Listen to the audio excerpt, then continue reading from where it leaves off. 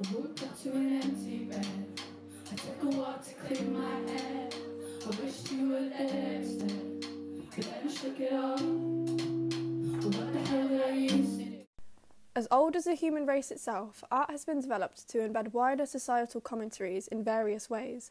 Through this, art has become one of the most fundamental and sought-after pillars in our society. Specifically within the education system, the arts still retain false stigmatism that deters the creative youth from pursuing a career in the arts.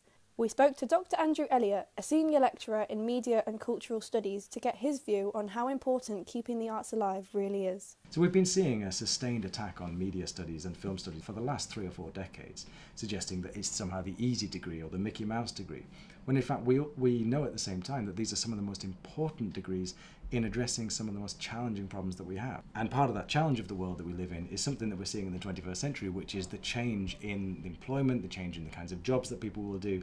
So nowadays, someone starting university this year, the job that they will do in the next 10 years probably doesn't exist now. But I remember even when I was at secondary school being discouraged from pursuing film studies because I'd be much better suited to languages, which is where I was pushed, because that was much more pragmatic and they got their head around that. We also spoke to Mikey Murray, a senior lecturer in film production, to gain further insight into arts within education. When I was at university, in the library, one of the toilet paper dispensers said, "Film and media degree, please help yourself," on it.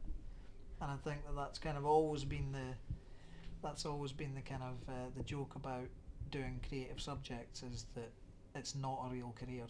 I think traditionally a lot of people maybe don't see artistic courses as a way to make a living. I think they see it as a vocational thing or something that you would do in your spare time, like painting or making films is not something that you can make money out of. I know that we still have parents who come on open days who are kind of like, you know, how is my son or daughter going to make a living doing this? And that is their main concern, is that they want to know that they're going to be financially viable. In an age of new technology, creative fields and resources, it would seem that one of our most traditional lifelines is falling into obscurity.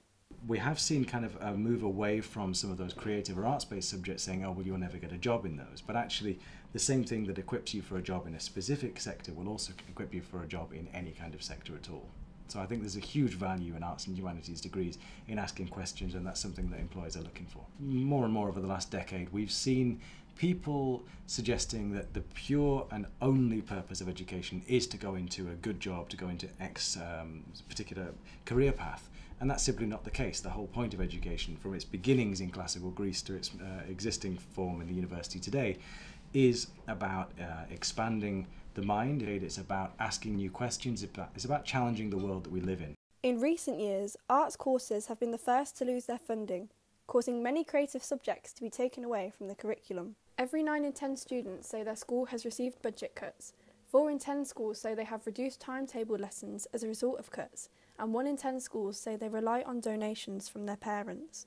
90% of public elementary schools have neither a dance or a drama teacher. 50% of the poorest public elementary schools don't have an art room. 30% of public elementary schools have no art classes whatsoever. So as a filmmaker as well, I mean, I like to make content that has something to say about the world that we live in.